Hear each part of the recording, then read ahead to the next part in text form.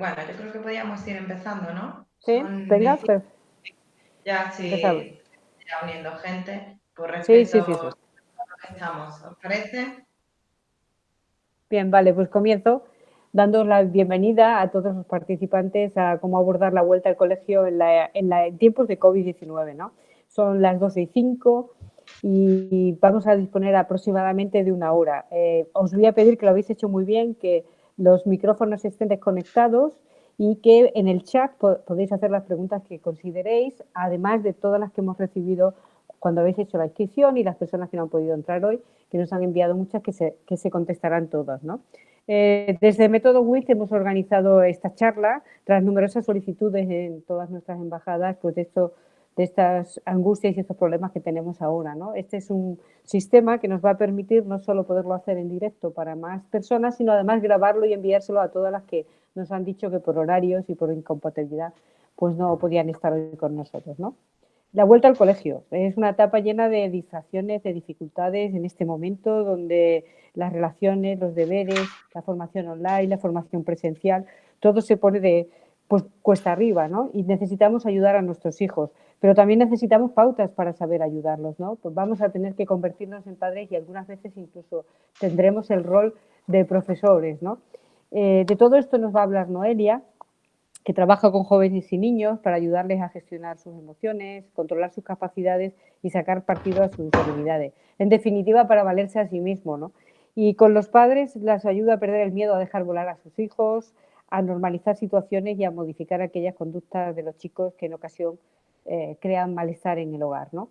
Noelia, como sabéis, es psicóloga, tiene el máster en recursos humanos, en terapia de conducta, es experta universitaria en terapia infanto-juvenil, psicóloga general sanitaria y es formadora de desarrollo de habilidades sociales en menores y en adultos.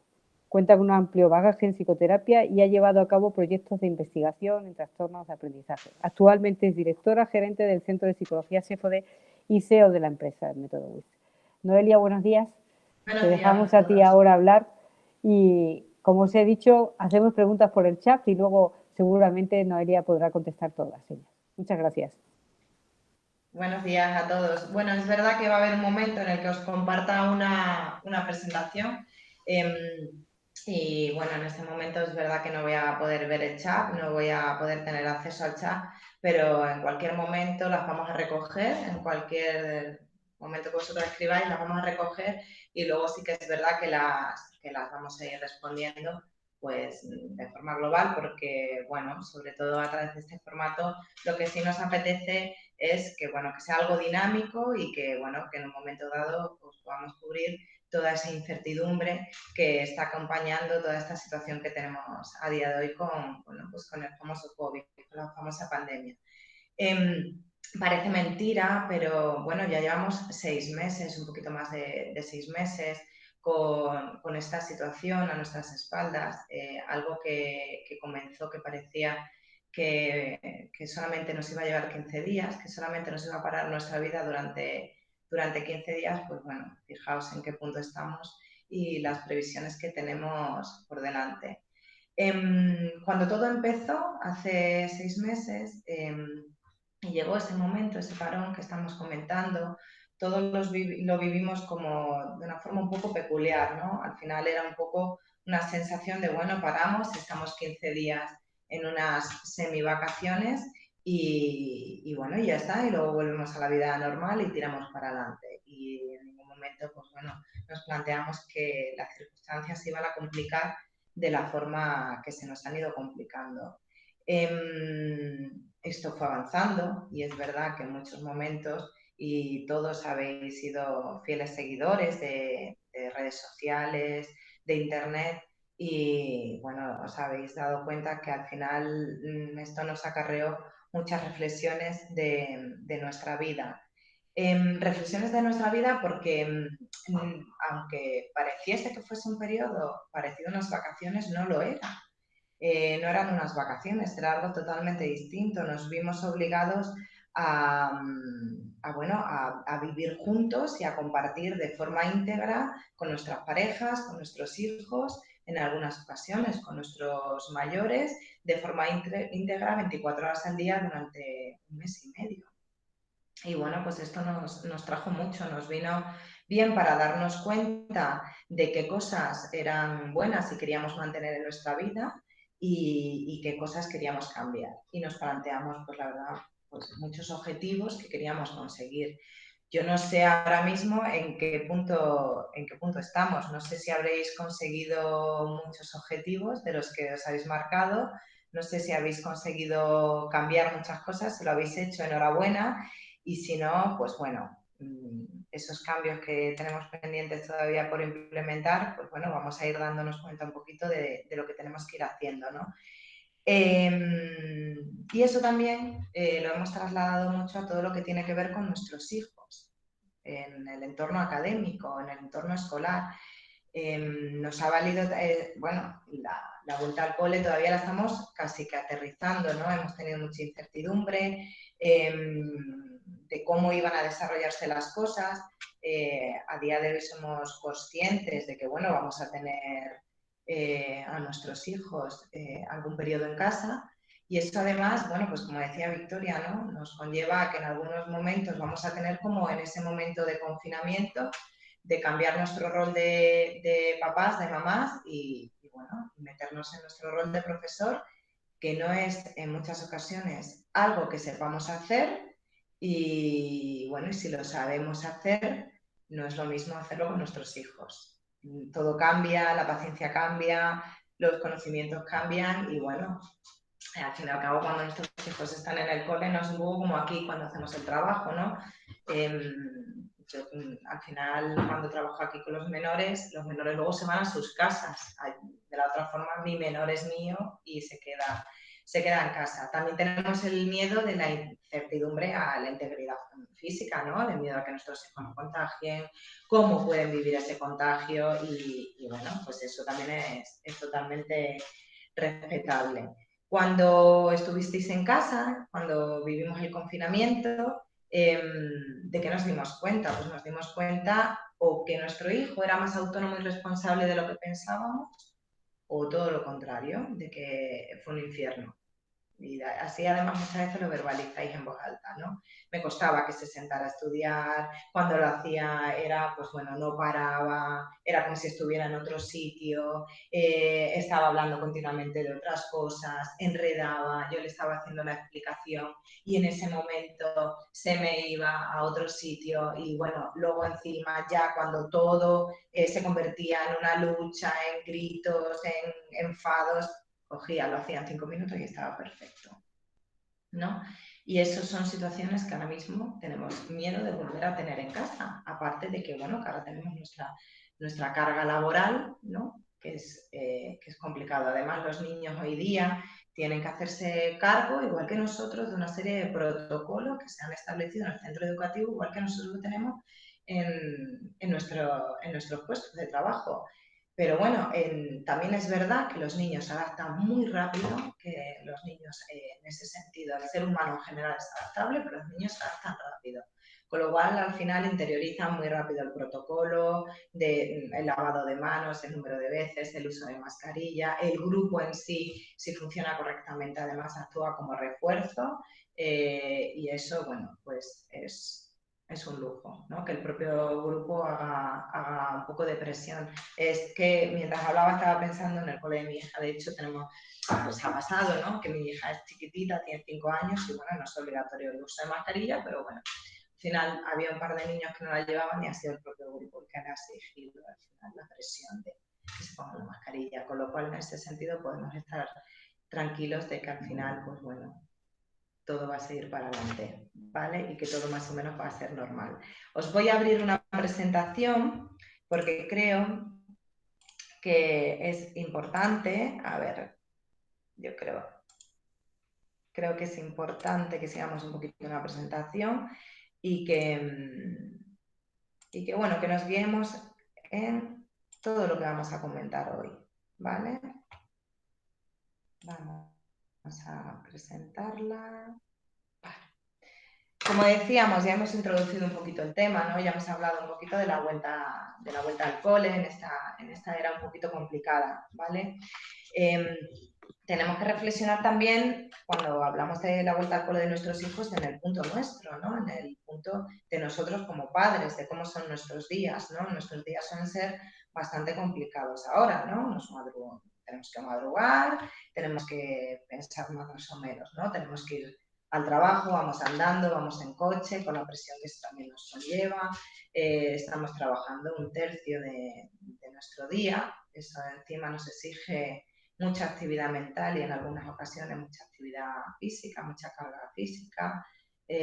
Vamos corriendo de un lado para otro, luego encima, bueno, pues se nos une una serie de actividades que tenemos fijas, como es el comer, la ducha, otras actividades de compras y demás, los protocolos de COVID, con lo cual me encantaría poder veros ahora porque me gustaría saber si consideráis que es normal que lleguemos cansados a casa por la noche y podamos estar irascibles o gruñones, ¿no? Eso nos pasa muchas veces, que el propio cansancio afecta mucho a la emoción de la ira, del enfado. ¿Por qué? Pues porque cuando queremos que todo vaya más o menos rodado, da la casualidad que parece que los niños son súper inteligentes y son pues, el momento del día que peor están, ¿no? Pues que les cuesta más meterse en la ducha, que les cuesta más cenar, que si la cena me gusta, que si la cena no me gusta, llega el momento de irme a la cama, le cuesta más conciliar el sueño, pero bueno, también es verdad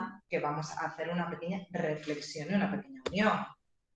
Vamos a pensar en nuestros hijos, ¿no? Nuestros hijos también madrugan, van caminando hasta la escuela o van en coche, tienen que aprender y atender en clase durante un tiempo determinado, tienen que corretear, tienen que saltar en el patio, tienen además que estudiar o hacer ciertas actividades por la tarde, más la comida, más la ducha, más otra serie de actividades extraescolares que puedan tener en un momento dado. Y los protocolos COVID que también lo soportan.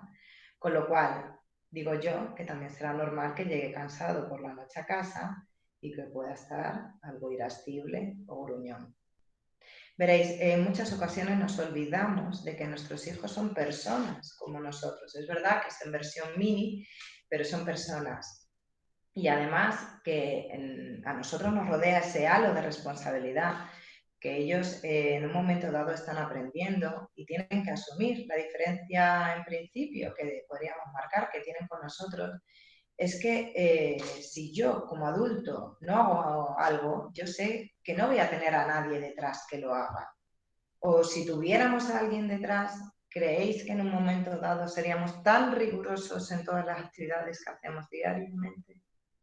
Creemos que no cometemos ningún fallo a lo largo del día. Nadie delega en un momento dado en su pareja algo concreto que tenga que hacer a lo largo del día. Cuando somos padres, no sé por qué, nos llega un momento en que se nos olvida que en un momento dado de nuestra vida fuimos niños, fuimos adolescentes.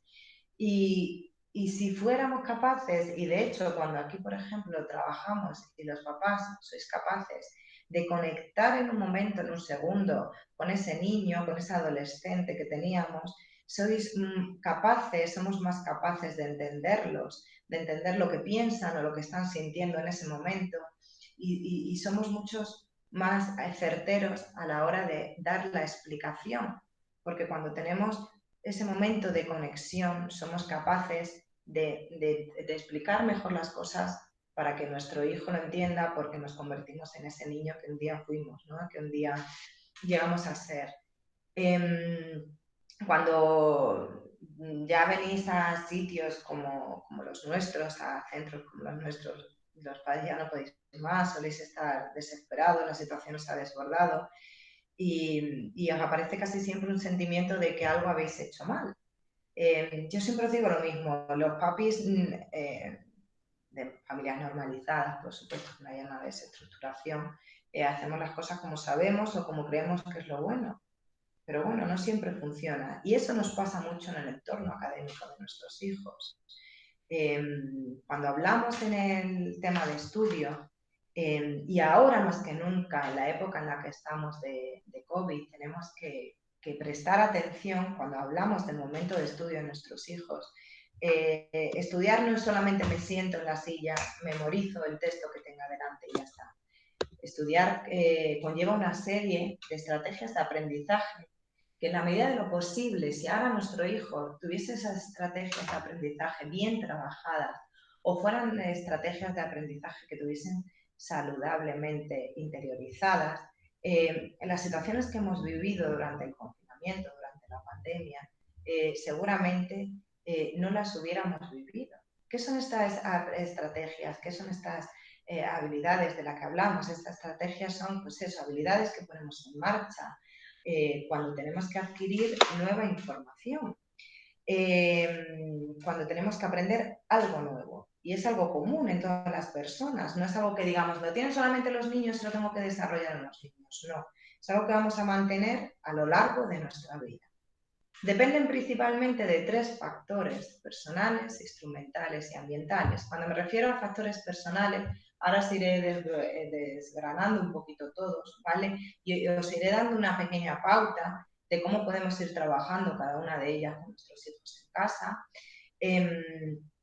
Cuando me refiero a los factores personales, me refiero a esa serie de factores intrínsecos que dependen de la propia persona. Instrumentales son esos instrumentos, esas herramientas de trabajo en las que yo me apoyo, que yo tengo, para ser más eficiente a la hora de ejecutar mi tarea.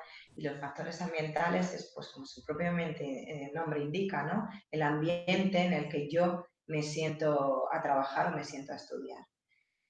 Todas estas estrategias y todos estos factores se apoyan en una serie de funciones cerebrales, de funciones ejecutivas, que son las que se encargan de ejecutar una acción concreta. Tenemos muchas, por supuesto. Nuestro cerebro es, como sabéis, es un superordenador, tiene muchísima capacidad, tiene muchísimas funciones cerebrales, pero principalmente hay tres que son básicas, que son la atención, concentración y memoria, que además dará la casualidad que son tres funciones que oís continuamente en vuestros hijos, en ambientes relacionados con el entorno académico de vuestros hijos, bien porque los profesores lo digan, bien porque en sus actividades extraescolares, actividades deportivas o con alguna carga intelectual más concreta, también os lo digan, o porque vosotros mismos durante este confinamiento o previamente cuando nos hemos sentado a estudiar con nuestros hijos, lo hemos usado, no prestas atención, concéntrate, es que no lo recuerdas, ¿vale? Entonces son tres habilidades que son importantes que las tengamos bien trabajadas. Con factores personales nos referimos principalmente a estos que tengo aquí, ¿no? La motivación, entendiendo por motivación el grado de interés que una persona tiene hacia algo. En el entorno académico, ¿qué sería la motivación de mi hijo? El grado de interés que mi hijo presente hacia la tarea concreta que va a realizar. Nosotros como papás, como mamás, tenemos que conseguir que nuestros hijos sepan por qué estudian. Y cuidado, ¿por qué estudian? Me refiero no solo a que nosotros le digamos a nuestros hijos, bueno, pues eso, tienes que estudiar porque tienes que ser algo el día de mañana. Tienes que aprender porque tienes que aprender cosas el día de mañana. Es que eso es como un ente tan, tan lejano para nuestros hijos. Vosotros si queréis hacer la prueba, vamos a intentar conectar con ese niño pequeño, ¿no? que os hablaba yo antes. Vamos a pensar cuando nosotros éramos pequeños y nos decían de repente, pues en septiembre, al inicio del colegio, nos hablan de las navidades o de las vacaciones de verano. ¿Cómo las veíamos? Las veíamos como algo súper lejano y vamos, como para hablarle a nuestros hijos de 8, 9, 10 años de lo que sean el día de mañana cuando tengan 25. Tenéis que ir a objetivos más concretos. La motivación tiene que ser a más corto plazo y la motivación no tiene que ser si apruebas todo, te compro, lo que sea. Él tiene que encontrar el por qué, tiene que encontrar la atracción al por qué tiene que estudiar. Y eso es una base importantísima, porque si no considerará que va simplemente al colegio por obligación. Y las cosas que no las entendemos y las hacemos por obligación son muy complicadas, que las interioricemos y que disfrutemos de ellas. La autoestima, como otro factor personal. ¿Qué es la autoestima? Es la idea que yo tengo de mí misma y de mis capacidades.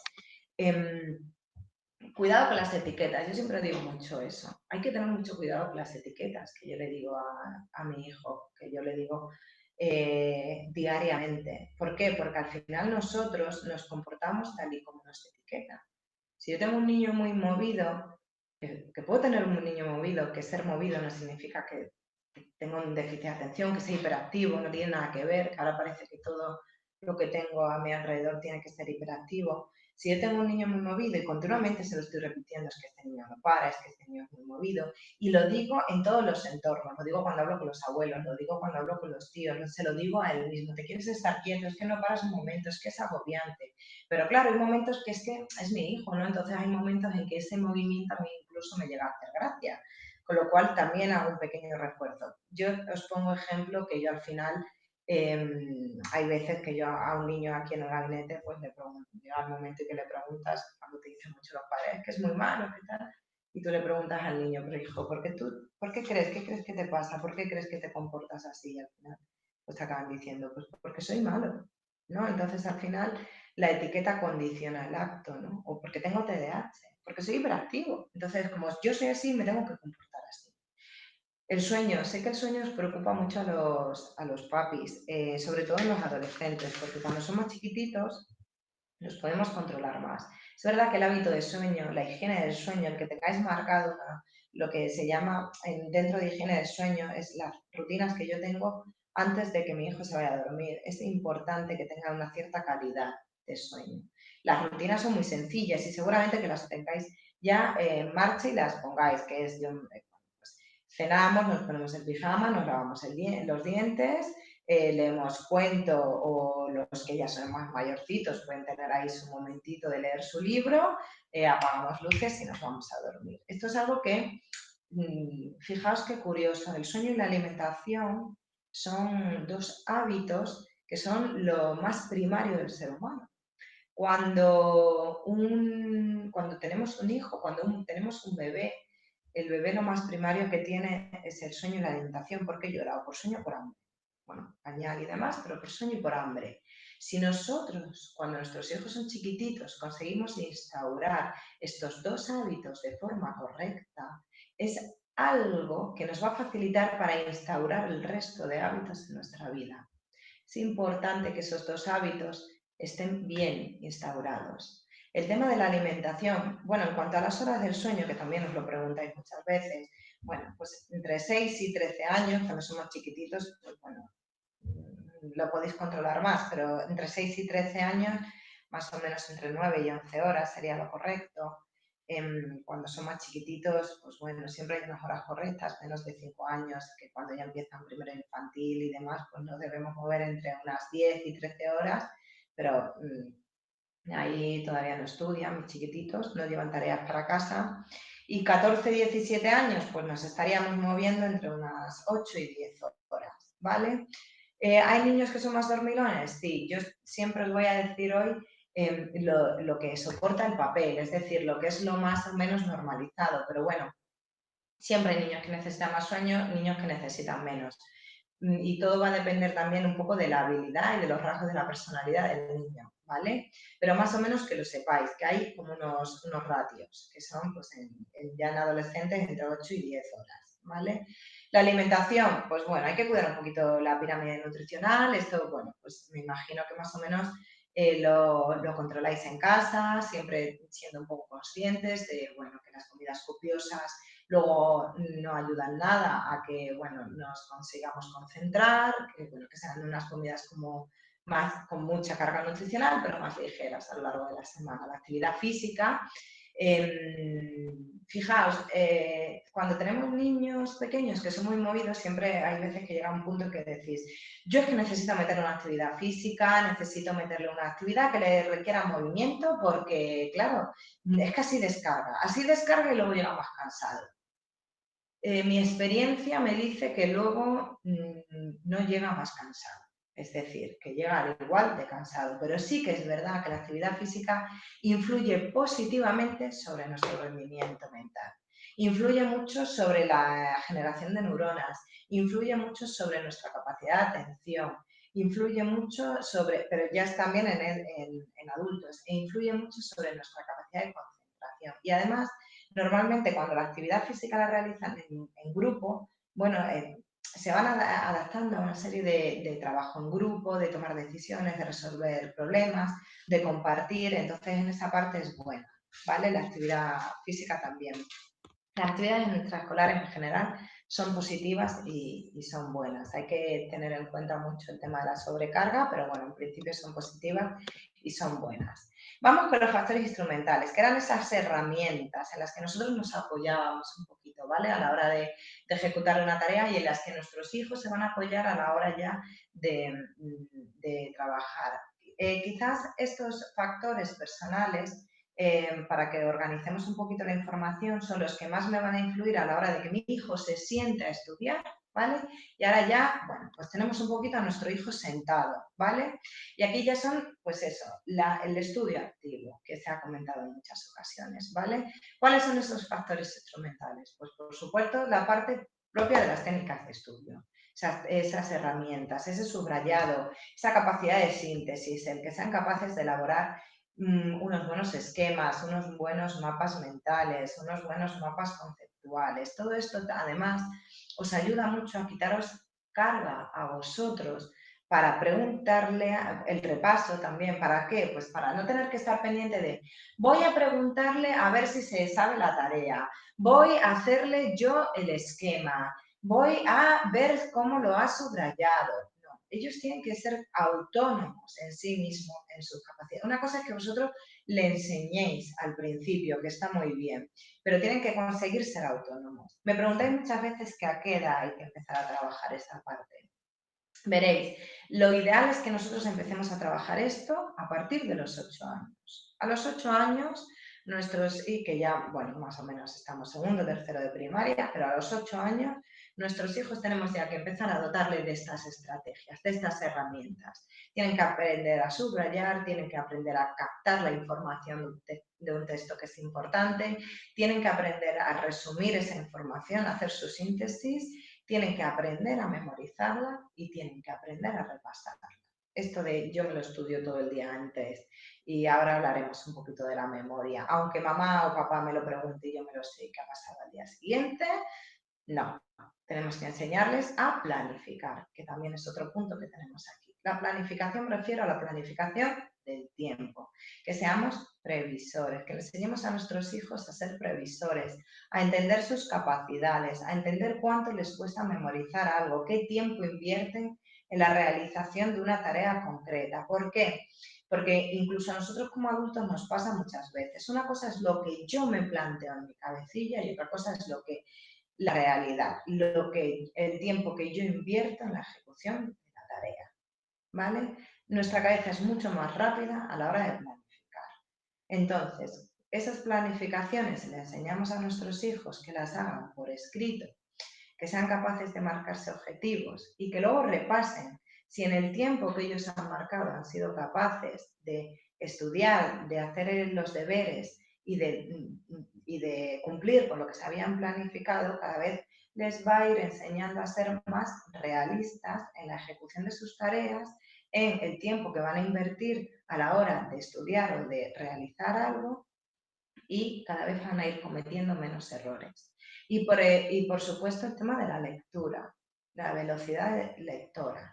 La lectura es muy importante, ya no solamente porque, bueno, pues porque el hábito de lectura es positivo en cuanto a que mi hijo cada vez lee más rápido, con lo cual invierte menos tiempo a la hora de leer un texto que se tenga que estudiar, porque fomenta la creatividad, porque da mucha riqueza verbal, ¿vale? Y me diréis, vale, ¿qué hago yo ahora si mi hijo no tiene hábito de lectura? Pues lo que no podemos pretender es que mi hijo, que ya no tiene el hábito de lectura, que no se lo hemos conseguido implantar de repente, o que no lo ha conseguido adquirir porque se haya aburrido, porque haya tenido, bueno, un problema de base, tipo una dislexia o parecido, lo abandonemos y que pretendamos que le dé un libro y lo coja. Tenemos que permitir el error en cuanto a si queremos volver a implantar el hábito de lectura. El error me refiero a que yo puedo darle un libro a mi hijo, lo puede coger, puede empezar a leerlo y puede que no le guste. Si yo obligo a mi hijo a que en ese momento termine el libro, va a ser muy complicado a que se enganche otra vez a un libro. ¿Por qué? Porque va a tener como asociado una mala experiencia. No pasa nada, y nosotros como adultos también, que me decís a veces, yo me encantaría leer. Bueno, pues vamos a leer, no pasa nada por coger un libro y abandonarlo.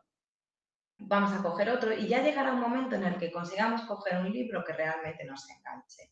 Nuestros hijos igual, ya conseguirán llegar a un cuento, a un libro que realmente les enganche.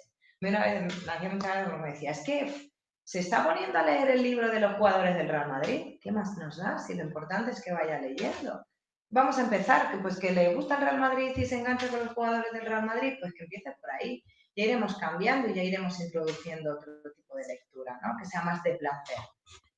Vamos con los factores ambientales. Los factores ambientales, muy sencillo, es el lugar de estudio, ¿vale? Pues eso. ¿Cómo tiene que ser el lugar de estudio de mi hijo? Vamos a ver, aquí os doy consejos. Tampoco es que ahora vayamos y me digáis, oye, es que ahora me dice Noelia y tengo que cambiar la habitación entera de mis hijos. No. Pero más o menos que sean consejos que tengáis en cuenta por si el día de mañana algo queremos cambiar, ¿vale? Y lo vamos a ir haciendo, ¿vale? Evidentemente, bueno, pues tienen que tener una mesa que más o menos sea amplia y que seguramente que lo es, pero muchas veces tenemos tantas cosas encima de la mesa. Nuestros hijos ponen tantas cosas encima de la mesa que lo que era amplio se vuelve estrecho. Que esté despejada en la medida de lo posible, que la silla sea relativamente cómoda, cuidado con las ruedas, que son chulísimas las sillas de ruedas, pero al final entramos y tenemos a nuestro hijo adolescente con los cascos puestos y la silla rodando de un lado para otro de la habitación, ¿vale?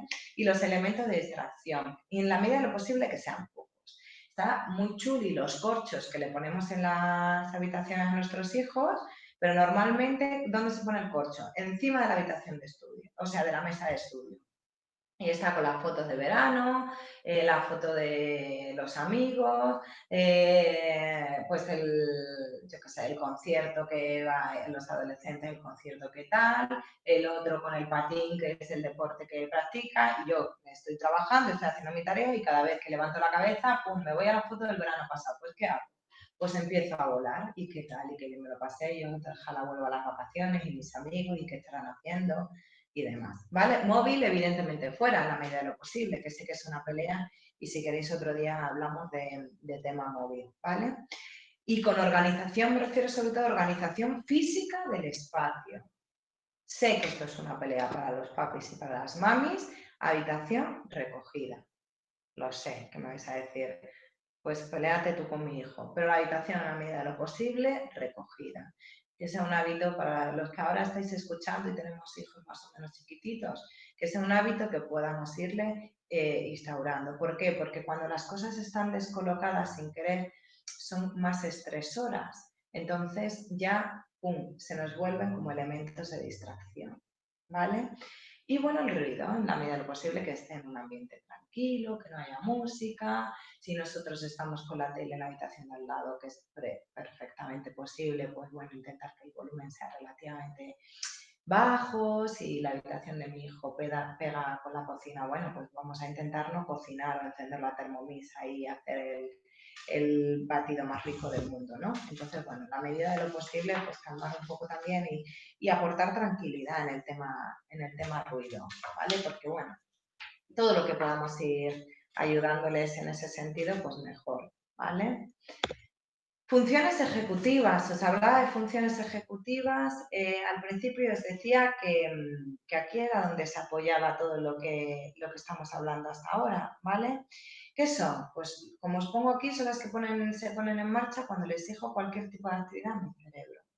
La jefa de todos, la atención, es la que manda sobre el resto de funciones ejecutivas. Veréis, la atención es la que hace que yo oriente mis esfuerzos hacia algo concreto, hacia una tarea concreta.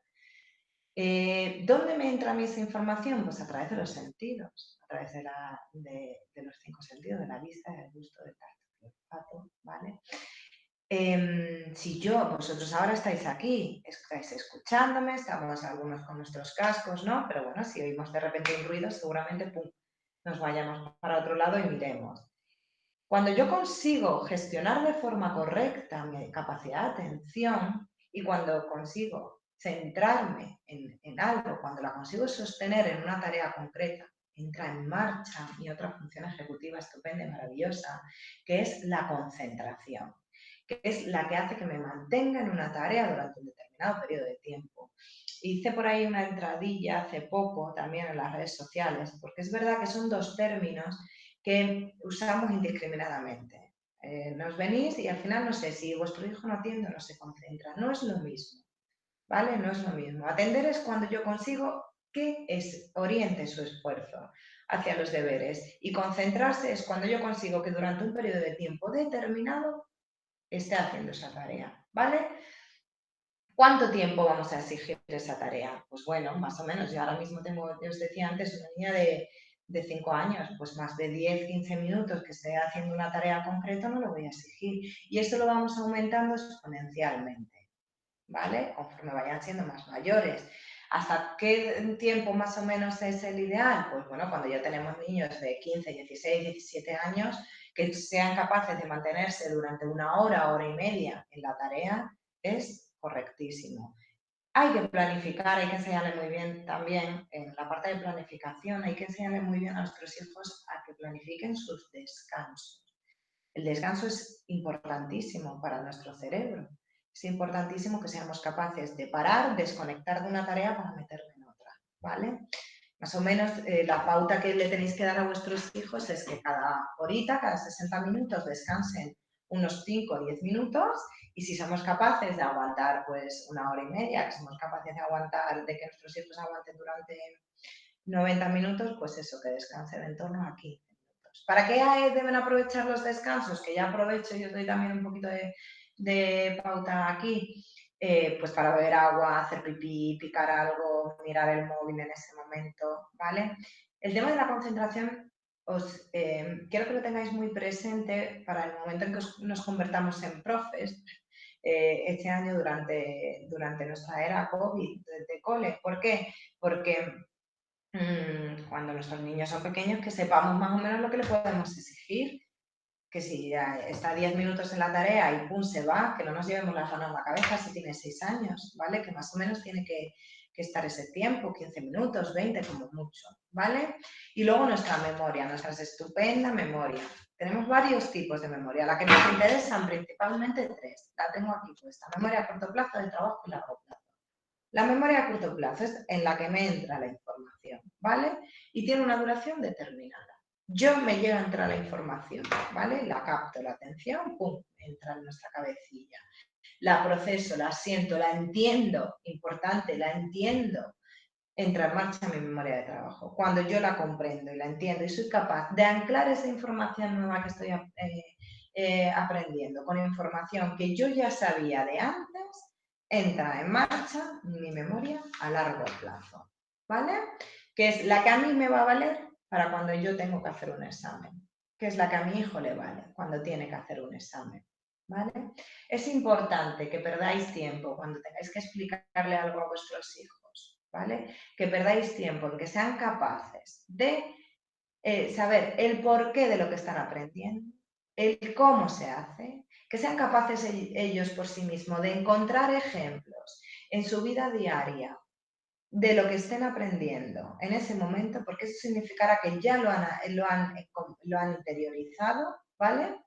Y que sean capaces de explicarlos con sus propias palabras.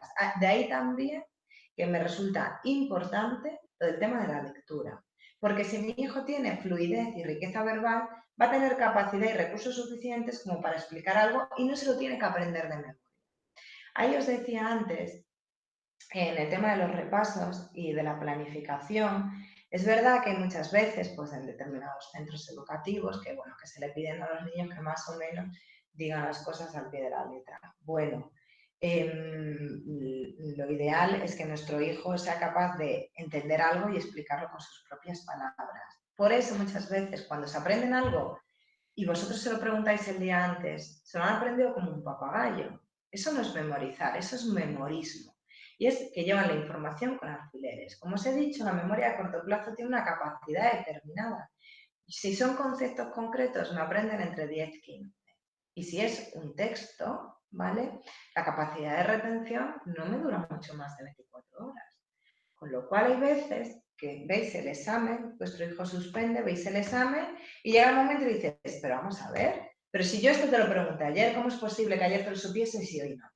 Pues aquí tenéis la respuesta, porque lo han introducido solo en su memoria a corto plazo, ¿vale? Bien, un poco a grosso modo, todo esto es lo que tenemos que poner en marcha ahora cuando estudiemos con nuestros hijos, ¿vale? Y me diréis, muy bien, qué bonito. Y tras este susto de todas estas cosas que yo tengo que tener en cuenta con mi hijo, ¿qué hago?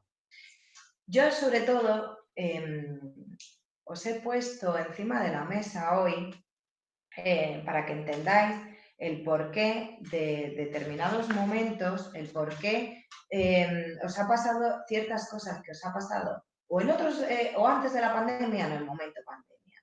Espero que hayáis podido identificar determinadas situaciones que os han pasado, ¿vale? Y que le encontréis el porqué de las cosas. Pero realmente es más sencillo de lo que parece, ¿vale? Luego es verdad que cuando terminemos en los próximos días, luego esto, os vamos a mandar un documento con las pautas, pero es algo muy sencillo. Es verdad que más o menos tenemos que mantener ritmos diarios, que tenemos que levantarnos y acostarnos a la misma hora, que nuestros hijos tienen que notar diferencia entre días de diario y fines de semana, que los viernes por la tarde ya tenemos que empezar a ser flexibles, que 4 días en los que nuestros hijos sean capaces de llevar diariamente las tareas y de trabajar un poquito diario, ¿vale? Sería suficiente para sacar el curso, que después de comer, que ya llevan un rato de esfuerzo, tienen que ser capaces un poquito de tener un momento de ocio, de descansar, porque el cansancio va en detrimento, perdón, de la atención. Cuidado con la carga extraescolar. Es verdad que este año la carga extraescolar va a ser muy distinta, pero cuidado con la carga extraescolar que yo le pongo a mi hijo, ¿vale? Porque llega un momento que cuando nos ponemos a analizar el día que tiene nuestro hijo, ¿vale? Dices, bueno, si es que es imposible, no tiene tiempo para estudiar. Entre que va de taekwondo a inglés, de inglés llega a casa, estudia tal, se mete en la ducha, no sé qué, es complicadísimo, ¿vale? Intentar en la medida de lo posible generar un hábito en casa de que siempre la hora de estudiar sea la misma, el mismo sitio, y les ayudamos a marcarse un objetivo, su pequeña planificación, ¿vale? Importante observar y escuchar lo que está pasando. ¿Qué está pasando en nuestro hijo? ¿Por qué mi hijo le cuesta sentarse a estudiar? ¿Por qué mi hijo se tira toda la tarde en la habitación y no es capaz de sacar adelante el curso? ¿Por qué mi hijo estudia muchísimo y en el examen fracasa? ¿Por qué se convierte en una pelea diaria el que se sienta a estudiar? Bueno, porque a lo mejor está con el móvil. Vamos, tenéis que ir analizando un poquito todo, ¿vale? Y yo os recomiendo una cosita, que sepáis que los profesionales están, igual que acudimos al dentista cuando nos duele una muela, ¿vale? Nosotros estamos para algo, ¿vale? Y que, como os decía al principio, hay veces que acudís cuando ya estáis muy desbordados. Y el enseñar cosas a nuestros hijos cuando son más pequeñitos a veces nos compensa a determinadas situaciones que vamos a tener cuando son más mayores, ¿vale? Pero que no tengáis miedo, que rompáis mitos, que rompáis tabús con el qué hago con mi hijo cuando, bueno, pues tiene cierto fracaso escolar, ¿vale? Bueno, si os parece, ¿vale? Más o menos, esto es un poquito todo lo que os quería contar, ¿vale? Yo creo que podemos intentar aprovechar pues, estos 10 minutitos, ¿no? Más o menos que nos quedan para resolver dudas, para, no sé, Victoria, para Sí, contestar preguntas aquí que nos estoy. hayan planteado, no sé. Mira, ¿Qué os parece? hemos agrupado las preguntas que han ido llegando estos días durante el plazo de inscripción, que han sido muchas, y voy a destacarte un poquito las que más han inquietado, ¿no? Es sobre las actividades escolares, ¿sí o no? ¿Y cuántas son recomendables? Esto angustia mucho en tomar la decisión con el tema de actividades extraescolares. Bueno, vamos a ver. Os voy a responder de dos formas, ¿vale? Teniendo en cuenta actividades extraescolares preperiodo pandemia, ¿vale? Y actividades extraescolares momento pandemia, ¿vale? Las actividades extraescolares en sí siempre son positivas, ¿vale? ¿Por qué? Porque, bueno, pues ayudan a mi hijo, yo creo que lo he comentado antes, ¿no? A que sociabilice, a que desarrolle, bueno, pues determinadas capacidades, determinadas habilidades y son positivas. Es verdad que hay veces que nos pasamos, ahora que no nos oyen, que nos pasamos con actividades extraescolares.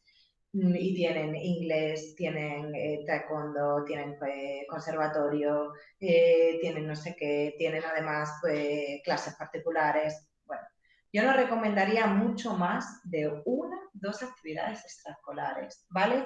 Y siempre en la medida de lo posible elegida por ellos. ¿Por qué? Pues porque hablamos ahí también de la motivación, que os decía antes, ¿vale? Siempre que sean elegidas por ellos.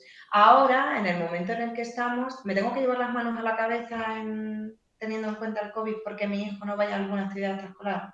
No, no pasa nada porque mi hijo no tenga actividades extraescolares este año, ¿vale?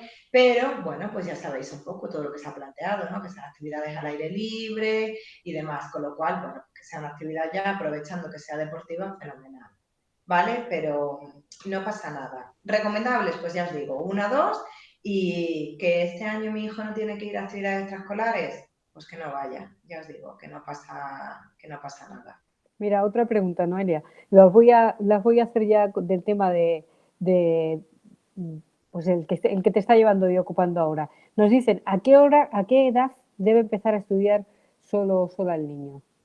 Creo que lo he comentado antes, que la edad ideal es que nosotros empecemos a fomentar la autonomía, ¿vale? A partir de los 8 años. Pero ya ahí también os digo que el papel lo soporta todo. Hay niños que son más espabiladitos y con 7 años más o menos pueden empezar a fomentar esa autonomía, pero a partir de los 8.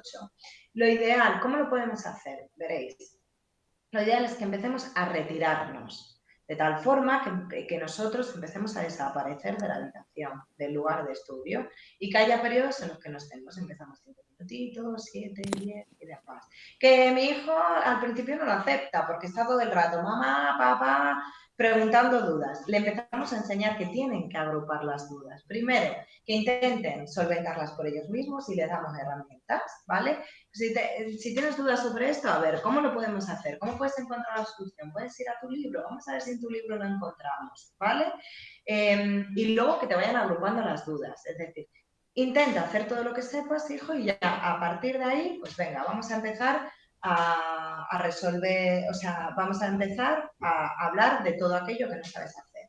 Y, por supuesto, empezar a enseñar lo que hemos comentado, pues que sepan extraer las ideas más importantes de un texto, es decir, subrayar, que sean capaces de hacer más chiquitita la información, que no se metan todo en la cabeza de golpe, sus repasos, su hábito de lectura y demás. ¿Que son adolescentes? Tampoco podemos decir, oye, que ya tengo un niño de 14, 15 años, ¿qué hago? Bueno, lo pueden aprender ahora sin ningún problema. Vamos a ver, Noelia. Mira, para que nos dé tiempo a dos o tres más. Nos dice David González que le gustaría conocer qué es el método WIT y cómo ayuda a todo esto que estás contando esta mañana. Nuestro sistema, nuestro método, Sí. bueno, método WITS es un sistema de entrenamiento. Vamos a ver, nosotros tenemos varias áreas dentro de nuestro programa, ¿vale? Tenemos la parte de desarrollo de funciones ejecutivas, nos basamos un poquito también en todo lo que hemos estado comentando hoy. El desarrollo de funciones ejecutivas, entrenamos atención, concentración, memoria y otras muchas habilidades a través de un sistema de biofeedback, que es lo más novedoso ahora que existe para entrenar este tipo de función, porque siempre se ha podido hacer, es lo bueno que tiene, que la atención es una función y la concentración y la memoria son funciones que se pueden entrenar, ¿vale? Y lo hacemos por un sistema de biofeedback en el cual pues al usuario le ponemos el brazalete. Este va en contacto con un software, un ordenador que tiene una serie de juegos y el juego pues, se pone en marcha o se para en función de cómo el usuario tenga la atención, ¿no? Cuando presta atención, el juego se pone en marcha y cuando la pierde, se para. ¿Qué conseguimos? Pues es como una forma de paquetizar o de hacer visible una habilidad cognitiva, una función cognitiva que es tan difícil de explicar, ¿no? Sobre todo para los niños, porque tú le dices a un niño, presta atención, ¿no? Y te dice, bueno, pues es que miro la pizarra, ya, bueno, cariño, es que eso no es prestar atención. Esa es la parte de entrenamiento, que lo hacemos por biofeedback y encima, pues fijaros, ¿no? El usuario sabe en todo momento en qué momento presta atención, en qué momento la pierde. Ya no es el profe que me tiene manía, mi padre que ha llegado tarde de trabajar y está cabreado, mi madre que, bueno, pues que ha discutido con la abuela y está cabreada conmigo también. Y son entrenamientos además que se hacen una vez en la vida, en un periodo de tiempo muy concreto y que es, bueno, pues sostenible para siempre, ¿vale? Y luego tenemos la otra parte, que es la parte de estrategias de aprendizaje, pues que son cursos, son distintos programas en los que vamos trabajando todas estas habilidades que hemos ido hablando. ¿Bien? No te oigo. No oigo a Disculpa, Victoria. disculpa, disculpa, ya Sí, estoy aquí, ya estoy ahora. aquí, ya estoy Dime. aquí. Que agrupo Sí. unas preguntas. Vamos a ver, el Venga. comportamiento de los chicos. No paran, no paran, no paran. Esto preocupa mucho. Ahora con la pandemia incluso ha ido mucho más allá. Y ya la une, si quieres, para terminar, con que cuando si el chico tiene problemas de atención, si tiene hiperactividad, si tiene déficit, intenta explicarnos un poquito esto del comportamiento y el no paro, que esto ha aparecido muchísimo en las preguntas. Bueno, vamos a ver. Cuando un chico tiene déficit de atención o hiperactividad, os lo aseguro que se nota. O sea, porque es algo que se ve en el niño que no lo puede manejar, es insuperable. Hay que distinguir entre lo correcto y lo incorrecto. Vamos a ver, que mi hijo se ha movido, ¿vale? A mí me preocuparía si no lo fuera. Yo siempre también eso lo digo. Si yo tuviera a mi hijo sentado en una silla con 7 años, con 6, con 5, y no se moviese, de verdad que me preocuparía. Porque al fin y al cabo el movimiento es la forma a través de la cual investigan, conocen el mundo, son capaces de aprender. Entonces el movimiento es importante. Otra cosa es que sepan gestionar ese movimiento. O sea, lo importante es dejar que nuestros hijos se muevan, pero que haya momentos concretos en los que esa capacidad de gestión sea concreta. Con lo cual, ¿cómo lo puedo distinguir? Pues analizando mucho la conducta que realiza en ese momento, ¿vale? ¿Qué está haciendo? ¿Qué pasaba antes? ¿Qué pasa después? Si son conductas que sin querer yo refuerzo de alguna forma, aunque sea simplemente prestándole atención. ¿Dónde pasa? Porque fijaos, hay muchas veces que nos dicen, es que mi hijo es un ángel, ¿no? Y llega al colegio y digo, es que me dicen que mi hijo no para, yo eso no lo entiendo, o al revés, ¿no? Que en casa tengo un niño súper movido y luego resulta que en el cole es un ángel. Cuando veáis que pasa un poco esa situación, mi hijo, ¿qué información nos tiene que dar eso? Que mi hijo tiene capacidad de control, de autocontrol. Si es capaz de hacerlo en una situación, sí, y en otra no, tiene esa capacidad de autocontrol, ¿no? Con lo cual, ¿cuál sería el problema? Que no fuese capaz de gestionarlo en ningún ámbito y que veáis que es algo que es un sufrimiento para él. En ese caso, si veis que es un sufrimiento para él, que él os verbaliza de esto es imposible, yo no lo voy a conseguir, es que yo soy tonto, es que por mucho que lo intento, mamá, papá, esto no me entra, no lo entiendo, que le genera frustración, que le genera ansiedad, que llora. En ese caso, yo sí que iría a un profesional para que, bueno, pues me dijera si puede ser una problemática mayor. Pero cuando son niños que su movimiento tampoco es algo que les genere, pues eso, esa parte emocional más negativa, en principio yo lo trabajaría y seguramente obtuviese una mejora en el rendimiento. No te oigo otra vez. Perdón, perdón, perdón. Solo un segundo, un Ahora. segundo. Finalizamos ya contestando a Pilar, que nos dice si vamos a hacerles llegar las respuestas a todas esas preguntas que no van a dar tiempo a resolver hoy. Os recuerdo que sí, que os contestaremos todas las que nos habéis hecho con las inscripciones y que podéis incluso atreveros a hacer alguna más en estos días para que Noelia pueda resolverlas. Ha sido un placer, Noelia. Esperamos volverte a ver pronto. Y te dejo a ti Igualmente. la palabra para despedirte de todos y de todas las que estamos hoy aquí. Bueno, muchísimas gracias. Nada, agradeceros simplemente vuestra asistencia. Es la primera vez que hacemos algo desde Método WITS en este formato. Estamos acostumbrados a muchas charlas, a otras cosas de forma presencial. Bueno, esperemos que esto sea el principio de muchas charlas y de muchos talleres y de muchos cursos.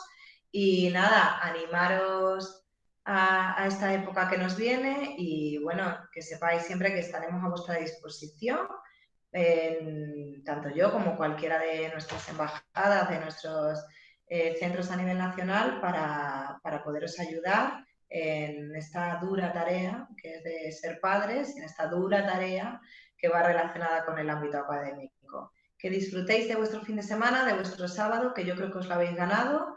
Gracias por aguantarme durante esta horita. Espero, lo dicho, que os haya gustado, que lo hayáis disfrutado y sobre todo que hayáis aprendido. Un beso a todos. Hasta pronto, muchas gracias. Gracias. Adiós.